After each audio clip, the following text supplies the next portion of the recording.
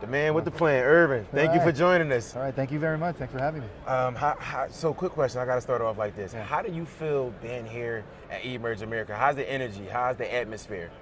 I feel like everybody else feels, man. You can just feel it when you walk in here. There's a lot of youth. There's a lot of business. There's a lot of like what they call accidental collisions happening all the time around here. So yeah, so I'm having a blast. Perfect, man. I know that this is so it's the 4th year going on. So it shows that Miami needs conferences, like this, that goes partnerships and relationships being built. And it's very engaging to see that individuals can come together for a better and stronger purpose. How do you feel about that? Well, look, I agree with you 100%. Yes. And there is nothing else like this. We needed this so much down here. Yes. That when Medina's had this vision, to create this thing, it was the perfect timing. Wow. And now in its 4th year, you could just see that it's all coming into life. Yes, and it's happening. Just another question that I would love for you to speak on. You are a CEO. Yeah. You run your own business. Yes, sir. Engel and Volkers. Give us a rundown of it. Yeah. So Engel and Volkers, I own the Miami company for Engel and Volkers. So it's a franchise. Yes. Based out of Germany. Perfect. There's 850 offices around what we call shops around the world. We're in almost 40 countries. That's amazing. And in North America, we're over 130 locations now and growing. Wow. So we're largest market share in Europe. Yes. And we're as global as it gets when it comes to a real estate network. Wow. So it's focusing a little bit more on the high end. Yes. So we're focusing really on the high net worth. The luxurious. On the luxury side, yeah. Right. And based out of Germany, we also have other divisions. We have aviation, we have yachting. Wow. So it's really catering to that high end. So when people come to you, they expect that high and luxurious customer service and excellence and elegance that they're going to receive. Yeah, usually start with a luxury real estate, a villa, a mansion, and listen, we're where our customers at. It doesn't have to be $20 million. It could be a lot lower than that. But we're known for that. Perfect. And your involvement in skills with the company, what skills did you have to possess to get to this level of where you're at right now?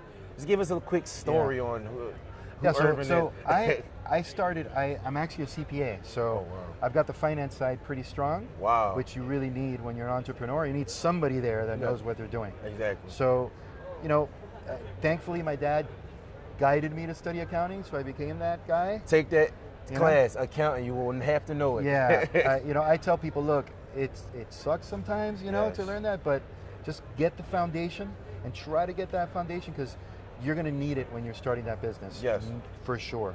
But yeah, so. And that goes to show you that, and I don't even know I should be saying it, I finished accounting, financial and managerial accounting with a C+. Yeah. I needed to apply myself more in class, but I felt as though I don't need to know these numbers. But when I finally went over the business plan and the business canvas model, which we teach to our students, you have to know your startup costs. You have to know your expenses. So here's what I would tell somebody. Okay. When you take accounting, it's all these debits and credits and ledgers and all these things, and it's like you don't need that. What you really need to understand is how to read a set of financial statements and interpret what that is.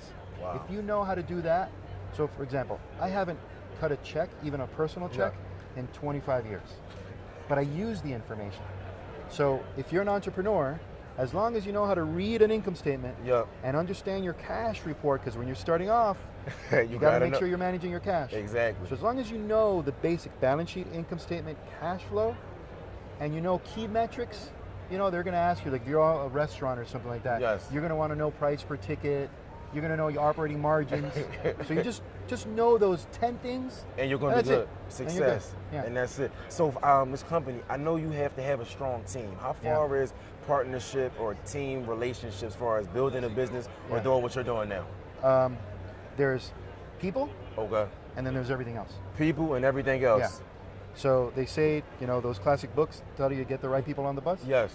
So get those people, but and get rid of people that don't fit right away. It's not personal. You could coach them out. You could guide them out. You could do it professionally and properly. Yep. But make sure that you have those right people on the team and hire slowly, fire quickly. You said something, Mr. Irving. the team aspect. Together, everyone achieves more. But if it's a straggler or somebody that's not bringing value or that's an asset to your company, then they have to get done, because a liability now. There's like you sending me out being a representative, and I'm speaking bad on a company. I don't know what I'm talking about. Well, who's the CEO? Who's the manager aspect? They're coming to you, bad business, and that's not nothing we want. And listen, it's business. You could counsel these people. They may not want to be there really. Exactly. They may be somewhere. They may want to be somewhere else that's better for them. Yep. You know, it could be a win-win for everybody. But that's important, because especially when you're starting that business. Yes. If you take too long to make some decisions, some you got to be careful with, right? All of them. But if you take too long to make those decisions, it could bite you. And that's the one thing you can't buy back is time. Can't buy back. I mean, you could get new partners, you could get new investors, but hey, and then also we made a good point about time.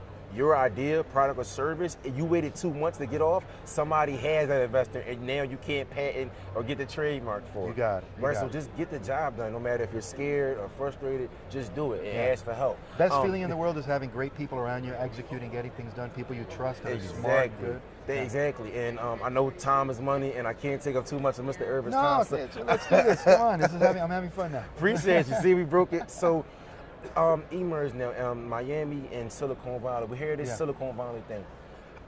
Far as Facebook, Instagram headquarters all being there, how do you feel as though Miami made a turnaround in the startup and entrepreneur world? Yeah. Do you see any new things going on? Yeah, I see it every day. Okay. So we've always been a very entrepreneurial town. Yes.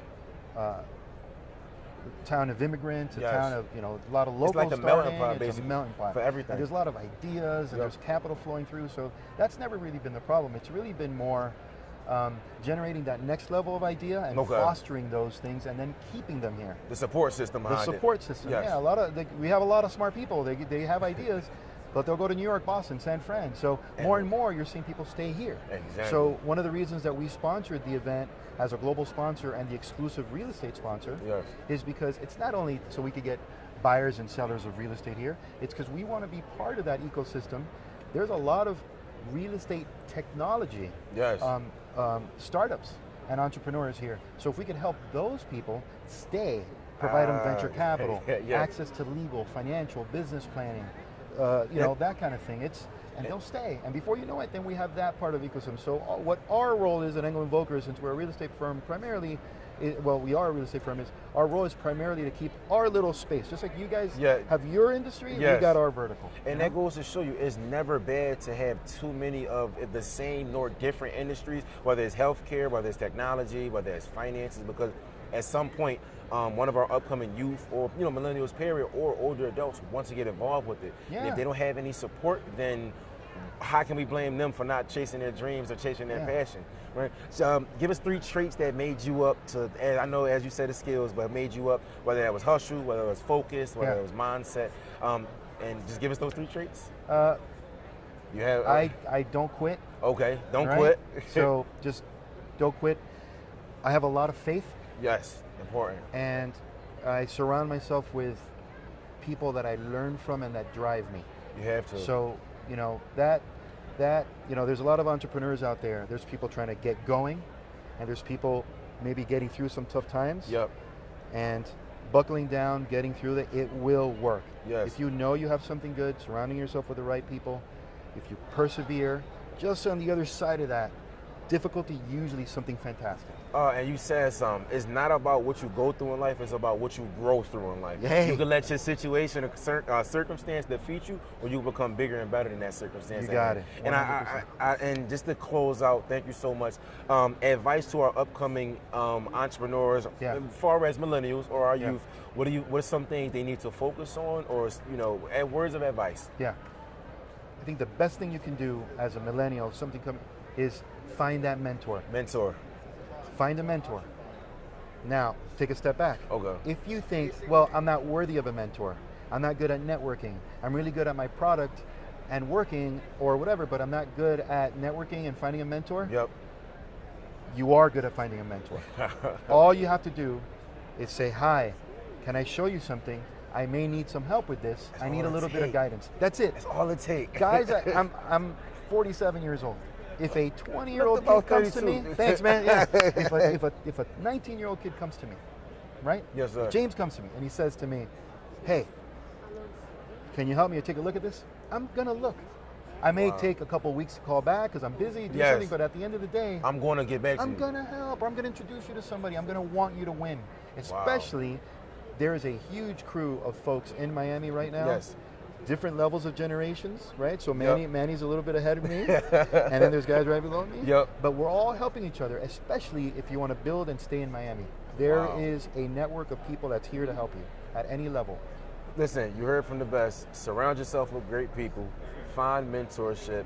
And you have to understand where you want to go in life. Mr. Irving, thank you so much for your time. You're amazing. Thank you. eMERGE America 2017.